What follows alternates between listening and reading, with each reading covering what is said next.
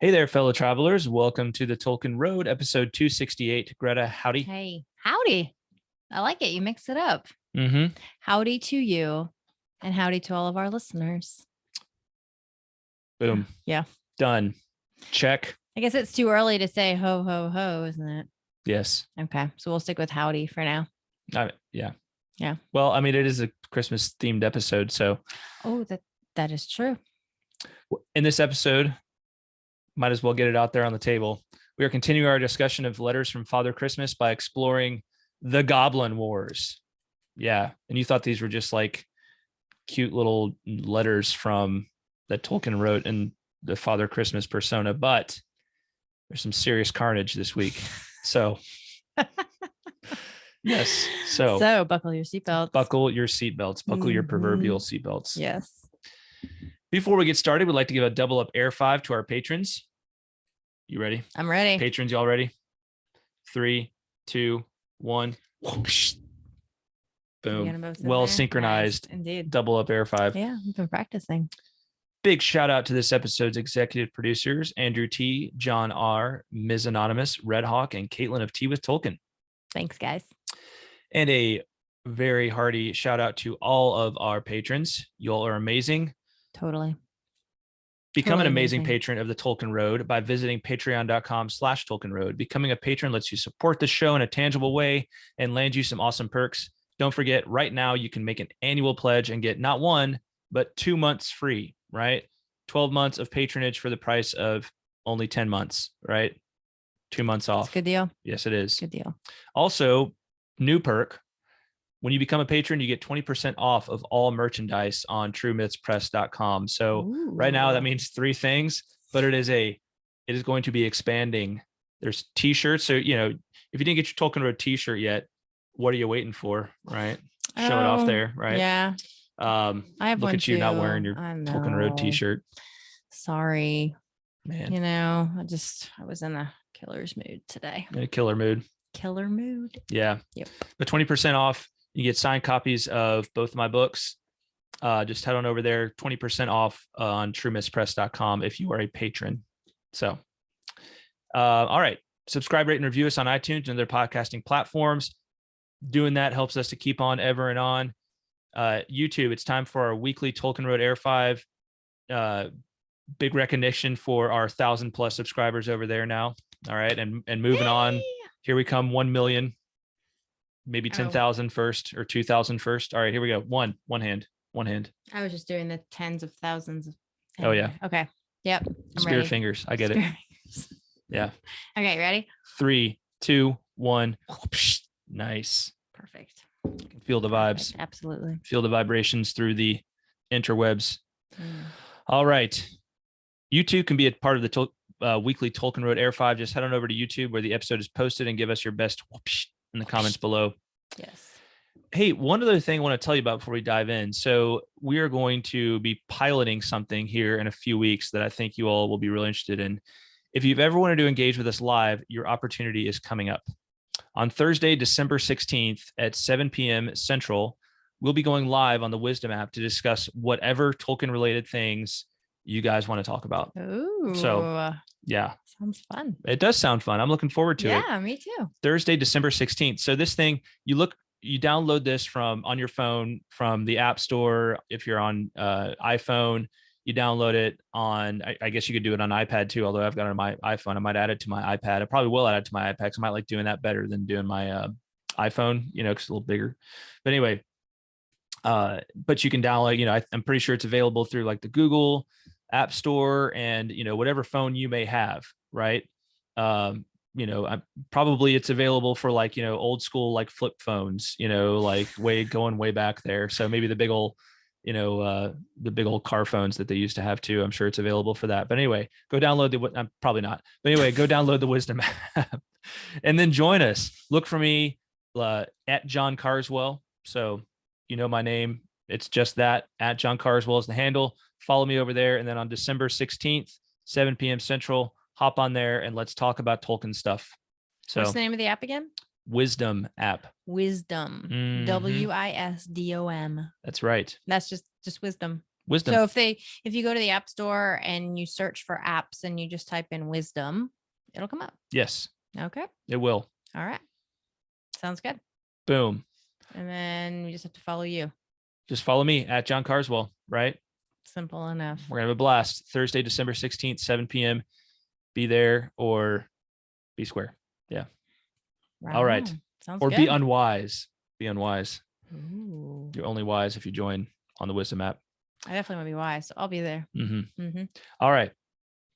Let's talk about the Goblin Wars. The Goblin Wars. So in our last episode, we discussed Letters from Father Christmas, a collection of fictionalized writings Tolkien addressed to his children from 1920 through 1943.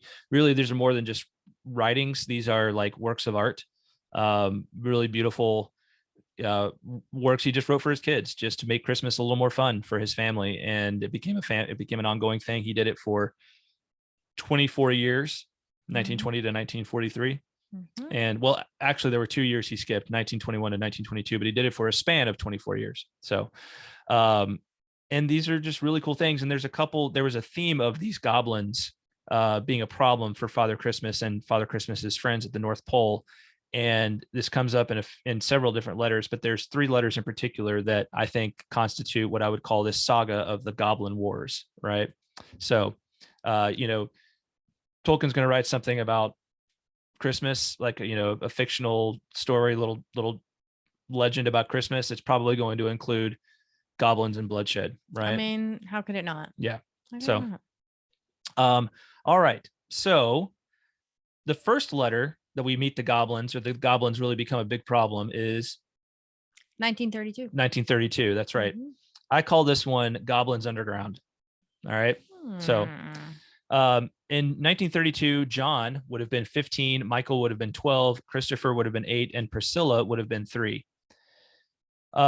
So before we look at the content of this letter, we should say that this is getting to the point probably where John wasn't super interested in the letters anymore. He probably wasn't writing his own notes to Father Christmas anymore. I kind of think of like 12, 13, 14 as being that age where maybe, kids are starting to trail off from doing that so much.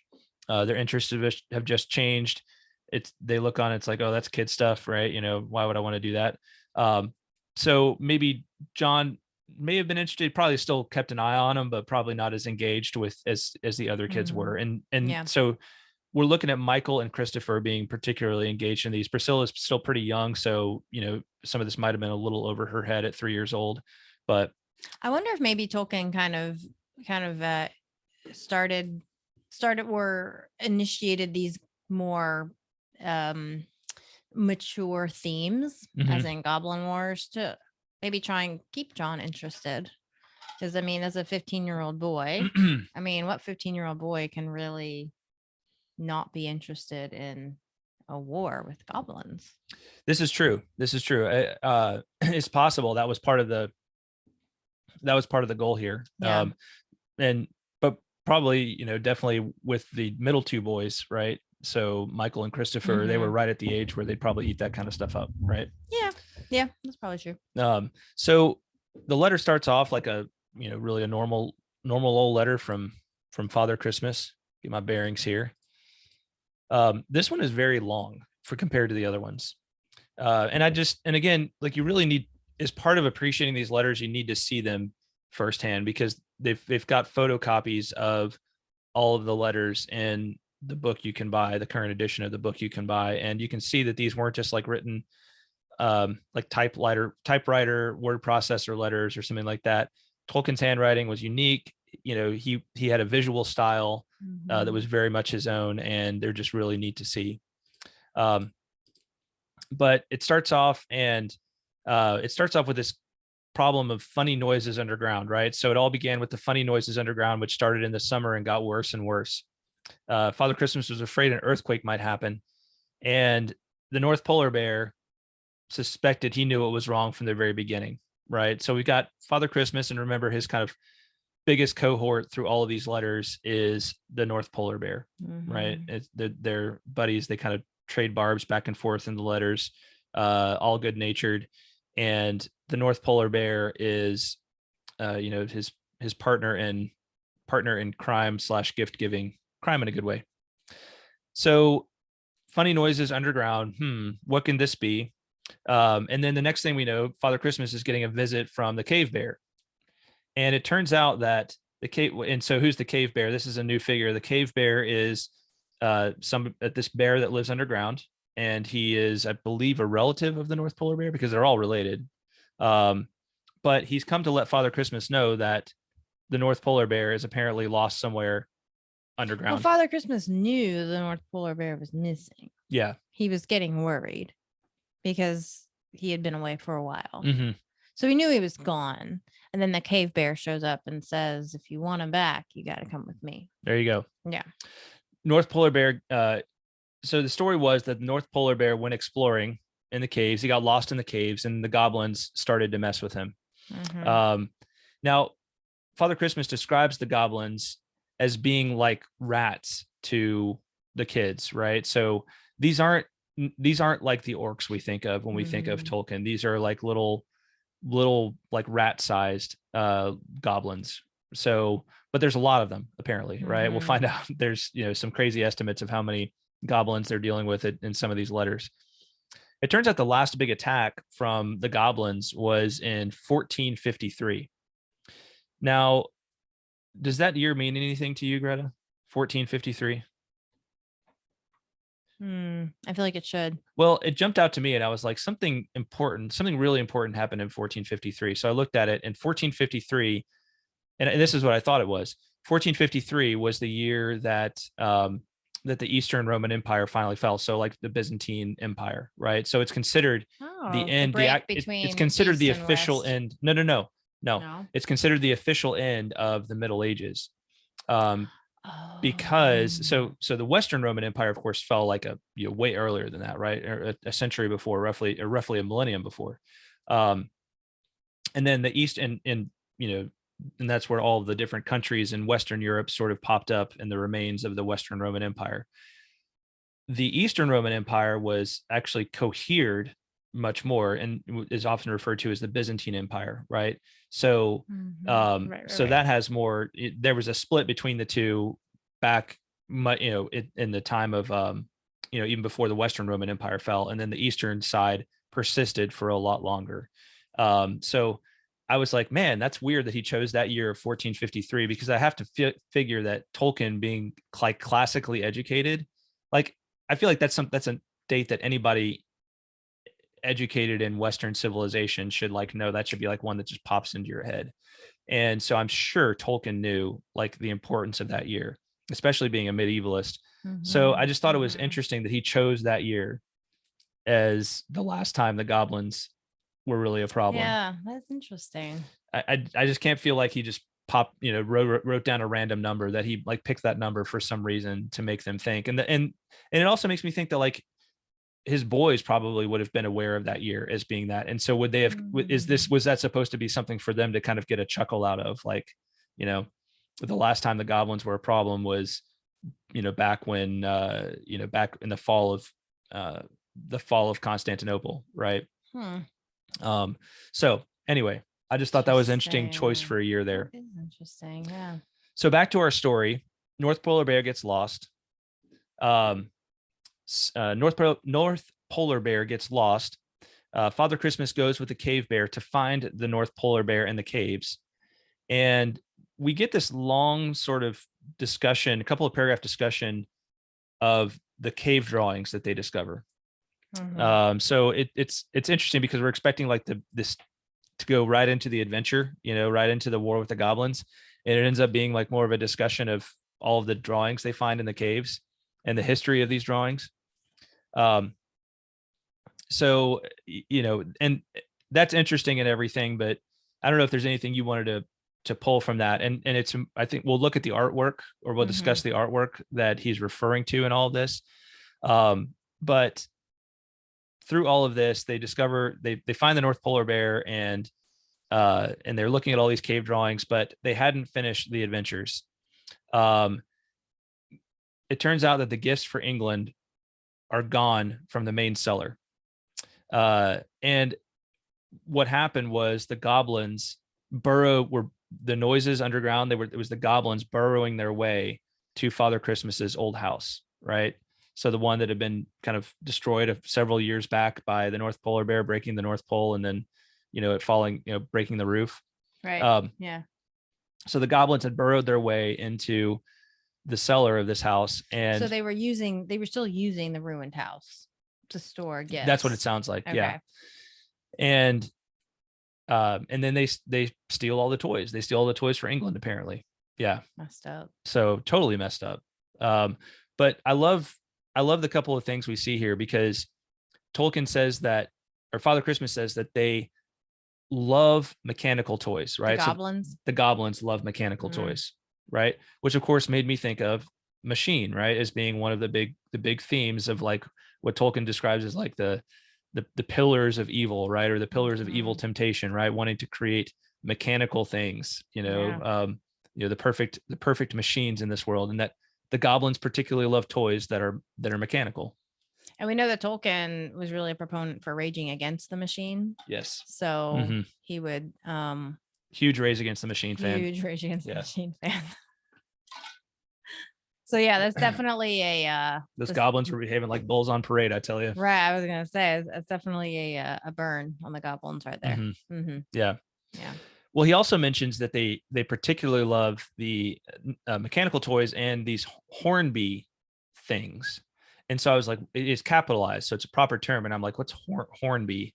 So apparently Hornby is a type of toy train. Like it's they still exist. They're still a thing. So that's even more of a dig, because we've heard, we've discussed in the past Tolkien's kind of contempt for trains, right? For the existence of trains, and how, the railways and the railroads, like, created so many problems from his perspective. They were a blight upon the landscape of England, and, these sorts of things. And so the goblins, what do they love? They love mechanical toys. They love the machine, right?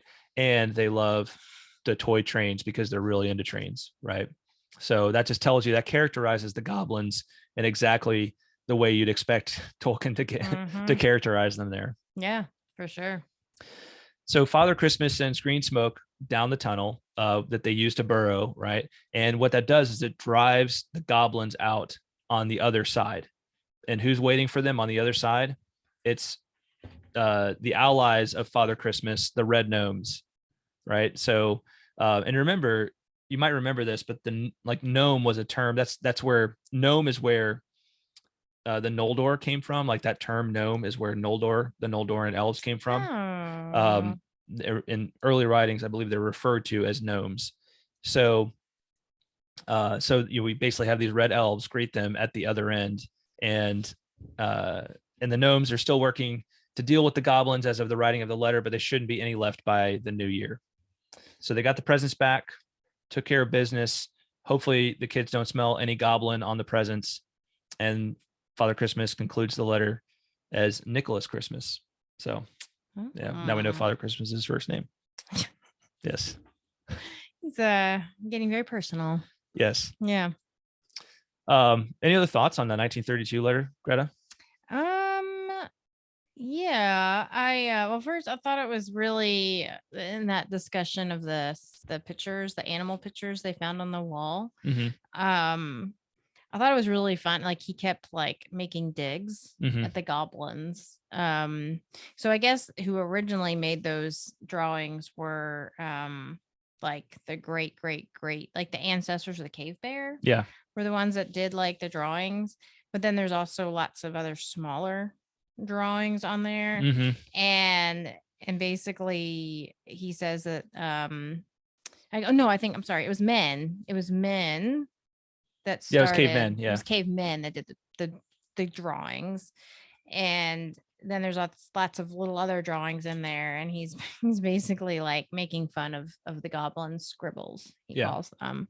And he's like, look at how good this is the best way a goblin can draw a reindeer, and they're like really like silly looking. Yeah. Anyway, I just thought that was really funny because he like just kept making fun of how the goblins can't draw. Yeah, so they're making fun of the goblins' artistic skills. Right, so exactly. It's like doing battle with them and then making fun of their artistic skills. Yes. We also have some depictions of a few of the scenes in one of the other images from 1932. So we have we have Father Christmas, like, kind of a picture. I think it's Oxford, kind of Father Christmas flying in with his reindeer on the sled into Oxford, which looks kind of a dark landscape. Yeah, that's cool. And then we have a picture of Father Christmas in the caverns here, looking at the cave drawings. And then Father Christmas and the North Polar Bear, and looks like some of the other bears and the gnomes, the Red Gnomes, and the Red Gnomes dancing around, celebrating, I suppose, their victory over the goblins that year. So, yeah. I think there's stuff in the version that you have that's not in mine. Well, this is the second edition, so I think it definitely, the first edition that you're looking at has is not as complete as the second edition is. Gotcha. So I don't know if you can even get the first edition anymore. So, but yeah, the second edition is more complete. Okay. Yeah. So that's 1932. So, Goblin Wars kicking off, and 1933, man, gets ugly. I call this one the Revenge of the Goblins. Revenge of the Goblins. John would have been. I mean, he sent green smoke down the tunnel. What did he expect? Yeah. Well, they thought he said they were going to have them all taken care of by New Year's. And, in his mind, he's like, well, the last time we had any problems with them was 1453. It was like almost 500 years ago at that point. So why would they, why would they cause trouble again so soon? Yeah. Yeah. But Father Christmas has another thing coming, because it's even worse. In 1933, John would have been 16, Michael 13, Christopher 9, and Priscilla 4. So it's the worst attack in centuries, is what Father Christmas says. Calls it the worst attack in centuries. Let me pull it up here. I wonder if this was the Christmas that that Tolkien and his wife spaced Christmas shopping. Oh, because this would definitely explain why there may not have been as many gifts. Yeah. Or maybe not the gifts that the kids wanted. Yeah. Maybe good explanation. It's fun to think about. So it says, the worst attack we've had for centuries. They have been fearfully wild and angry ever since we took all their stolen toys off them last year and dosed them with green smoke. You remember the Red Gnomes promised to clear all of them out. There was not one to be found in any hole or cave by New Year's Day, but I said they would crop up again in a century or so. They have not waited so long. They must have gathered their nasty friends from mountains all over the world and been busy all the summer while we were at our sleepiest. This time we had very little warning. This time, apparently, some of the goblins are riding bats. Riding. I love to think, like, so they couldn't have been big. Well, they couldn't have been big, but I love to think of this, because there's all these little things throughout these letters where you're like, first of all, just goblins, and then orcs being, playing such a big part in the stories of Middle Earth. With this, you've got like the Black Riders on the I was just thinking that on the fell beasts. Yeah. Right? Yes. So it's like, so these are like mini versions. Yeah. Like kid-sized versions of little mini Nazgul, right? That's crazy. Yeah, it says, I caught sight of a little wicked face in the window. Then I really was upset, for my window is high up above the cliff, and that meant there were bat riding goblins about, which we haven't seen since the Goblin War in 1453 that I told you about. So according to North Polar Bear, so Father Christmas sends them a picture of this, and it shows the North Polar Bear like doing battle with the little goblins, and there's like 15 in the picture, and the North Polar Bear has to make it clear that there was actually way more than 15 goblins. It was more like 1,000 goblins, right? Only there was more like 1,000 goblins than 15. And Father Christmas says, well, I wasn't going to draw 1,000 goblins. Polar Bear was squeezing, squashing, trampling, boxing, and kicking goblins sky high and roaring like a zoo, and the goblins were yelling like engine whistles. He was splendid. I really love the image. Like, it's worth the price of admission alone to see like North Polar, because it looks like he's just like ice skating around. I know. I was thinking the same thing. I was like, I wonder if he was doing like a choreographed dance or something. Like, yeah. It looks like he's on parade. Right. Yeah. No, it's cute. So, so I'm going to read a little bit more of this passage here. Well, it is a long story. The trouble lasted for over a fortnight. Fortnight's what, 14 days? I think believe. so. Yeah. Yeah. And it began to look as if I should never be able to get my sleigh out this year. The goblins had set part of the stores on fire and captured several gnomes who sleep down there on guard before Polar Bear and some more gnomes came in and killed 100 before I arrived. Even when we had put the fire out and cleared the cellars and house, I can't think what they were doing in my room unless they were trying to set fire to my bed. The trouble went on. The ground was black with goblins under the moon when we looked out, and they had broken up my stables and gone off with the reindeer. I had to blow my golden trumpet, another little Middle Earth reference there, or thing that alludes to Middle Earth in my mind, which I have not done for many years, to summon all my friends. There were several battles. Every night they used to attack and set fire in the stores before we got the upper hand, and I am afraid quite a lot of my dear elves got hurt. So this is serious. This is serious business. Fortunately, we have not lost much except my best string, gold and silver, and packing papers and holly boxes. I am very short of these, and I have been very short of messengers. Lots of my people are still away. I hope they will come back safe, chasing the goblins out of my land, those that are left alive. They have rescued all my reindeer. We are quite happy and settled again now and feel much safer. It really will be centuries before we get another goblin trouble. Thanks to Polar Bear and the gnomes, there can't be very many left at all. And then North Polar Bear interjects, and Father Christmas, I wish I could draw or had time to try. You have no idea what the old man can do. Lightning and fireworks and thunder of guns.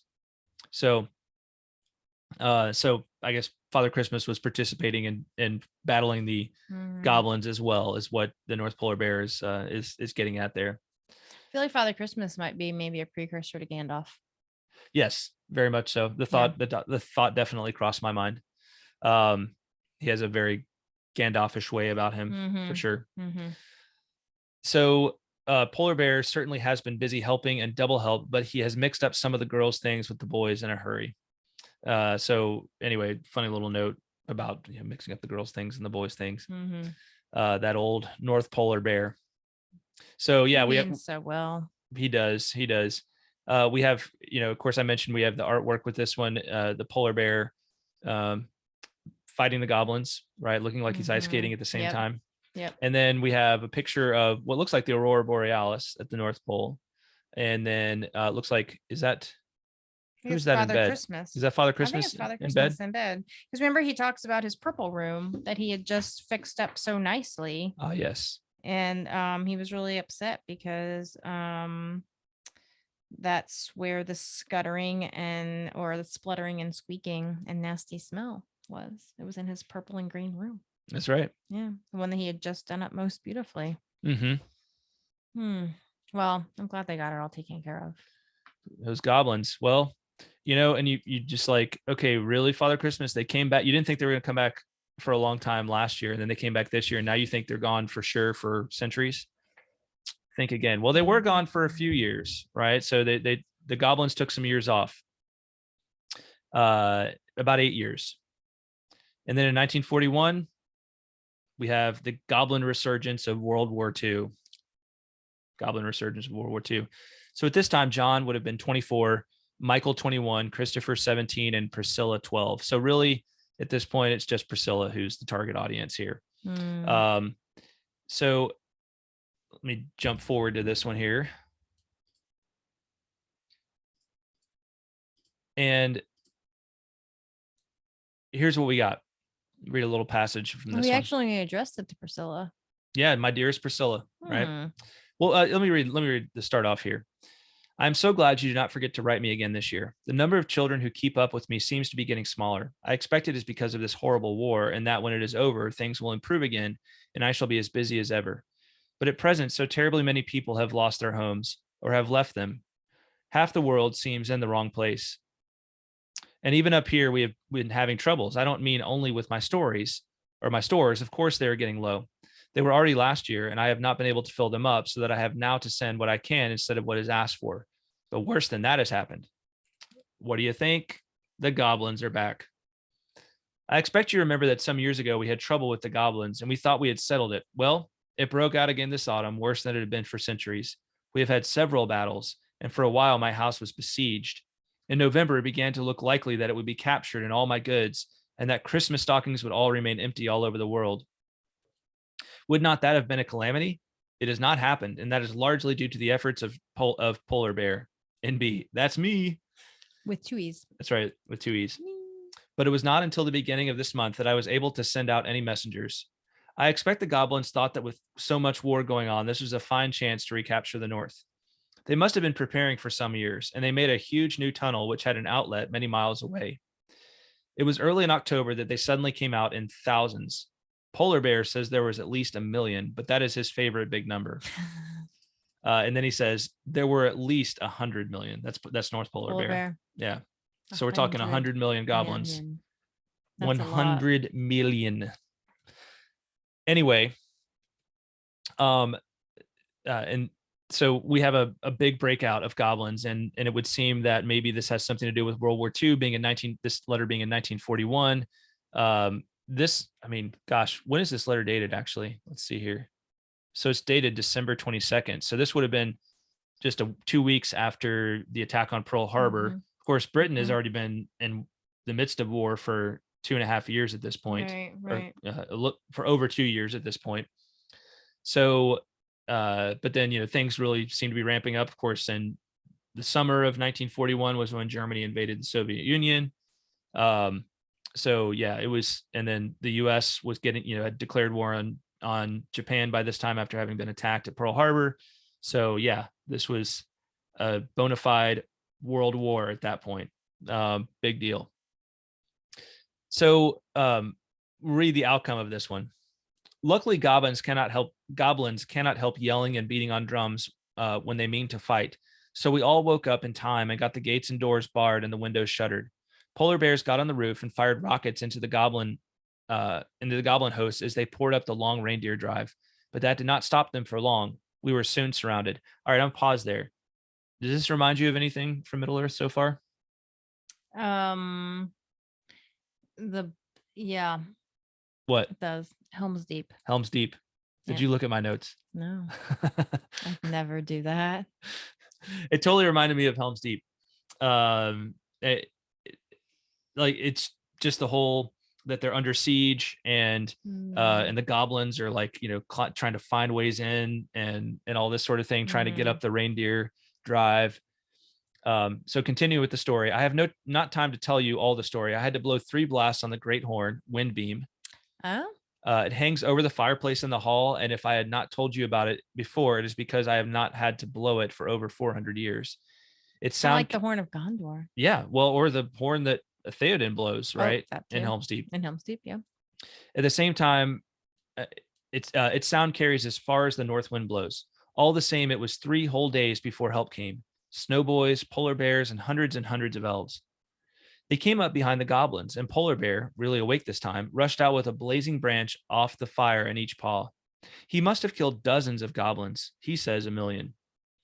But there was a big battle down in the plain near the North Pole in November, in which the goblins brought hundreds of new companies out of their tunnels. We were driven back to the cliff, and it was not until Polar Bear and a party of his younger relatives crept out by night and blew up the entrance to the new tunnels with nearly 100 pounds of gunpowder that we got the better of them for the present. Wow. But bang went all the stuff for making fireworks and crackers, the cracking part, for some years. The North Pole cracked and fell over for the second time, and we have not yet had time to mend it. Polar Bear is rather a hero. I hope he does not think so himself. I do, is what North Polar Bear says. But of course, he is very magical. Animal, really. And Polar Bear says, note well, NB. What does that mean, NB? Nota bene. Wait, okay, yeah, that's what I thought. That's why I didn't know if it meant something different. Here. Well, yeah, note, which means note well. Yeah. Gotcha. And goblins can't do much to him when he is awake and angry. I have seen their arrows bouncing off him and breaking. Wow. So kind of like the Hulk. So yeah, goblins coming back for more. This one sounds the worst of all 3. It does. For sure. If there's 100 million goblins, yeah, that's pretty serious. So I'm guessing that Tolkien really wanted Priscilla to who's living as a child living through this world war. She's, I'm not sure if Oxford was getting bombed during the Battle of Britain. I'm not sure if it's too far north for the German planes to have gotten to, but nevertheless, I'm sure she was fully aware of everything going on, of the country being bombed, am sure it was a very like scary thing to live through as a child, and especially being like 12 years old. Yeah. Um, Yeah. you're just wondering, and this was the darkest, like this is in the darkest days of it all, right? Germany just seems like they're winning like constantly everywhere they go. Japan has attacked the US, and they were already winning everywhere they went. So this was just a really, really scary time. So, you know, what better time to write something that she can relate to and maybe give her some hope that, you know, even being under siege, that Father Christmas is still fighting the battle. That's right. That's right. Father Christmas and the North Polar Bear. And then he's triumphing. Yeah, for sure. I mean, and the North Polar Bear's got her back. That's right. Yeah. I mean, that would help me sleep at night. Absolutely. Everybody needs a North Polar Bear in their lives. Everybody needs a North Polar Bear. All right. So a couple little notes I wanted to mention on this one. There is a reference to a writer named Allison Utley. It says, I'm told that nearly all of the Allison Utley books have been burnt, and I could not find one of Moldy Warp. So that means somebody asked for that book. Yeah, that means she probably asked for it, right? Yes. And they couldn't find it. So Allison Utley lived from 1884 to 1976. She was an English writer of over 100 books. She is best known for a children's series about Little Gray Rabbit and Sam Pig. She's also remembered for a pioneering time slip novel for children, A Traveler in Time, about the imprisoned Mary Queen of Scots. So I think this may have been one of the books that's being referred to because it's the most recent of her novels at that time. A Traveler in Time? Yeah, so Traveler in Time. So now she would have, which came out in 1939. I'm looking at the rest of the publication dates here. There's a memoir and essay book called The Farm on the Hill that came out in 1941. But he calls it something different, doesn't he? No, but I'm not sure if that's a book she wrote. So he says Moldy Warp. I'm gonna look that up here. Yeah. Well, warp, like time warp. So yeah, maybe Moldy Warp the Mole. Oh, okay. Moldy Warp the Mole by Allison Utley. Let's see if I find that on here. Looks like it was a kid's book. Oh, there it is. Yeah, 1940. It's one of the Gray Rabbit books. So he couldn't find. Okay, so that must have been the book she wanted, was Moldy Warp by Allison Utley. And he can't find a copy of it, unfortunately. So he sent a few other books. We don't know what they were, but he sent a few others for her to enjoy. Let's see. We also learned that by this time, the North Polar Bear is apparently being referred to as His Poliness, right? His Poliness. He said to me, Polar Bear said to Father Christmas, "Leave it to me, old man. That I am afraid is what he often calls. I'm afraid is what he often calls me.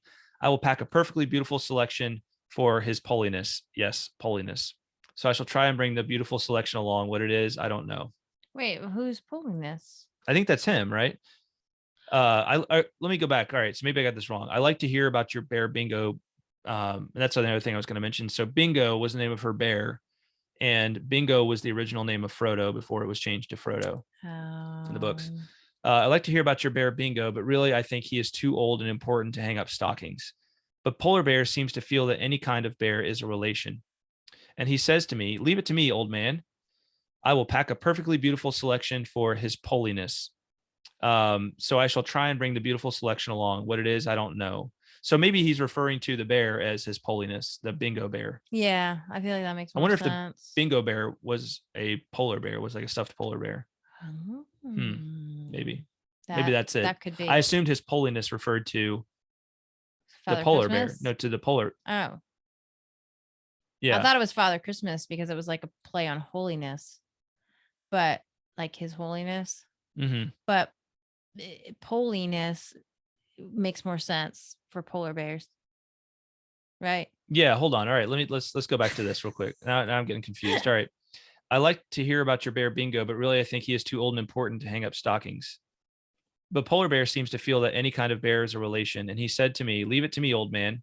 I will pack a perfectly beautiful selection for His Poliness." So I think he's talking about the bear, Bingo. Yeah, I think he is too. Yeah. That's what I think he's talking about. Okay. Yeah. So he must have been a stuffed polar bear. Bear Bingo. Yeah. Priscilla's bear. Right. Yes. Yep. Yes. I think that's true. I like and Anyway, I like that, his holiness. So yeah, and we covered the bear. The Bingo bear is Bingo was the original name of Frodo. I'm so glad you changed it. I am too. Yeah, just like Bingo was his name. Yeah, Obingo. Yeah. Frodo is completely original. I don't know that name existed anywhere before. All right, so here's my takeaway from all this. These are a lot of fun. These letters are a lot of fun, and I am just like, I would love to see some kind of animated adaptation of this, right? I think you'd have to expand upon it a little bit. Yeah. But I would love to see like the Father Christmas legend, right? The Father Christmas legends, like the Goblin Wars or something like that, right? Wouldn't that be fun? That would be really fun. That would be super fun. These are really fun, like fun little stories. And he didn't spend a whole lot of time on them, but you get to know these characters. I mean, he really like characterizes these figures well. And I just want to see like, stories about Father Christmas and the North Polar Bear. I think that would be awesome from Tolkien, and watch those at Christmas time.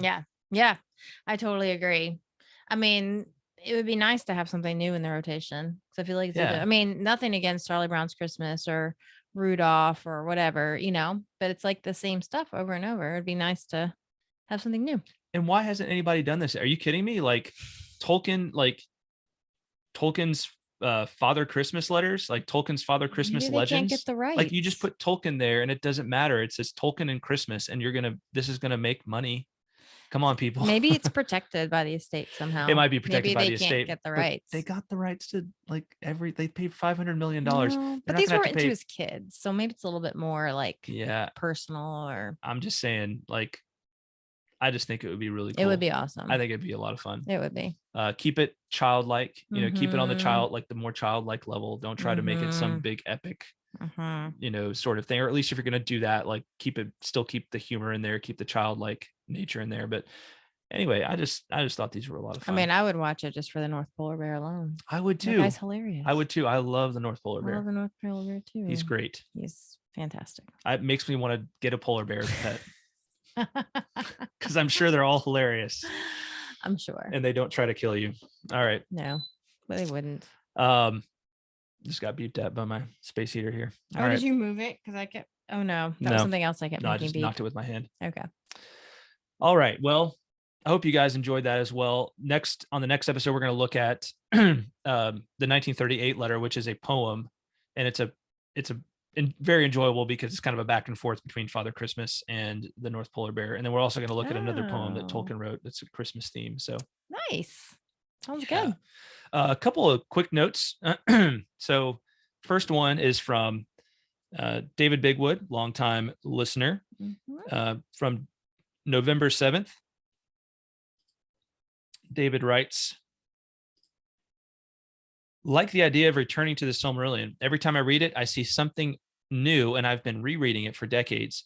Discussing some of the other shorter works is also a good idea. Lots of good reading there. A suggestion for an obscure, never discussed work, the Old English Exodus. If you have access to a major university, they are likely to have access to this in a database as a PDF. The discussion of every word is a bit much, but the translation is wonderful fun.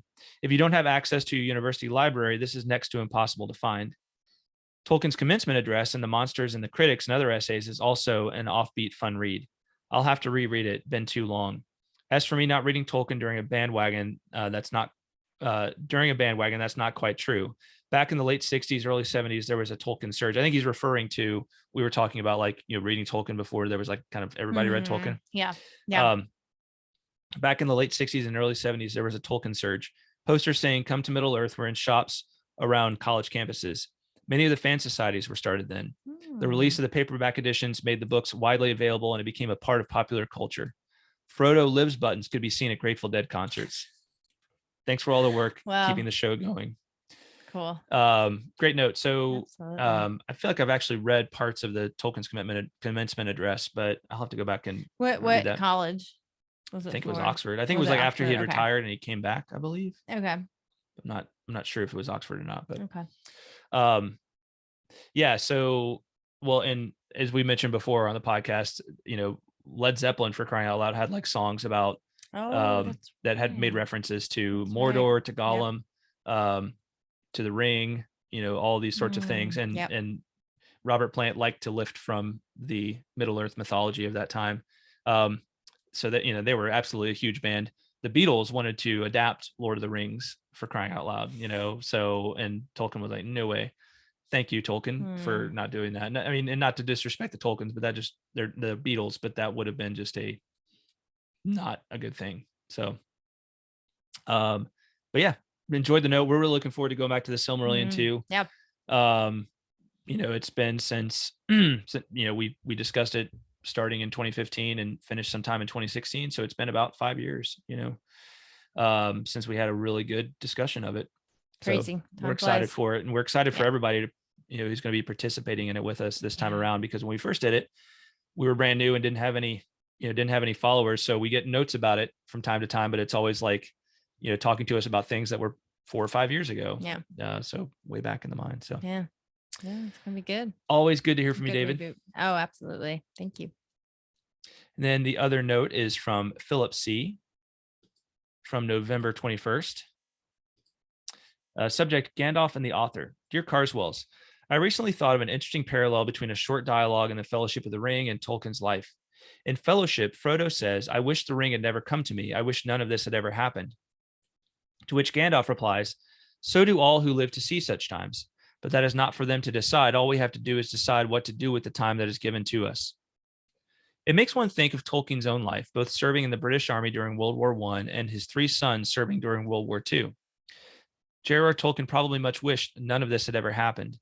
It seems to me that exchange between Frodo and Gandalf was influenced by the author's own experience in fighting in France, and then, 20 years later, seeing his sons go and fight in the Second World War. What are your thoughts on this? Do you think you could expand on my thought a little bit? So I think there's absolutely probably some truth to that. I don't know if Tolkien ever cites that specifically, as being, an influence on that, but we know what an impact World War I had on him. And then, of course, he was writing Lord of the Rings during World War II as his sons were serving.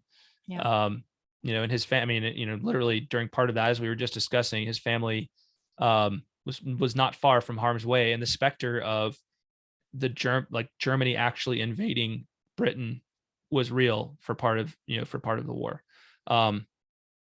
So, which is just would just be a terrifying thought, to live through, of like a country, some foreign country coming in and taking over your own country. Right. Yeah. So I'm sure, like, at the very least, Tolkien knew the emotion, like his experiences from World War I and then his experiences from World War II. I think it's hard to get to, to an advanced age in life. And I'm saying like 30s, 40s, right? Without thinking to yourself, like, that you've had some enough experiences to say, man, like, I really wish I hadn't had to live through that, that particular thing. Just the horror of seeing something like that. I'm assuming many of us have never had to, most of us have probably never had to live through a war like Tolkien lived through it in World War I. So there's probably, what he saw in that war would have been just a daily, a daily onslaught, or just the awareness of what was going on around him, even during the 4 years, much less just his experience in the trenches, would have been horrific. So I think there's certainly like some truth to that. Yeah, I would agree. There's that would have had an influence on him. And was he thinking of that when he wrote those lines? I don't think it's far-fetched. No, not at all. That he could have been borrowing from the emotions he felt during that. I completely agree. So yeah, good parallel. So good to hear from you. So good to hear from you, Philip. And great letter, great thought. Yeah. So yeah, we'd love to hear from each and every one of you. TolkienRoadPodcast@gmail.com, TolkienRoad.com, Facebook, Twitter, YouTube, etc., wherever you can find us. All right. Good up. Yeah. Agreed. Good up. Thank you to our amazing patrons, especially the following: Andrew T, John R, Ms. Anonymous, Redhawk, Kaitlyn of Tea with Tolkien, Shannon S, Brian O, Emilio P, Zeke F, James A, James L, Chris L, Chuck F, Azia V, Ish of the Hammer, Teresa C, David of Pints with Jack, Jonathan D, Eric S, Eric B, Johanna T, Mike M, Robert H, Paul D, Julia, and Gertie, as well as those celebrating their patron anniversary in December. Kevin C, Katie W, Zeke F, Emilio P, Margaret L, Brian O, and Shannon S. Thanks, guys. Thanks, Yes, everybody. Thank you, all of you. Absolutely. We Yeah. will enjoy this one, and we will talk at you next time. Bye, y'all. Bye-bye.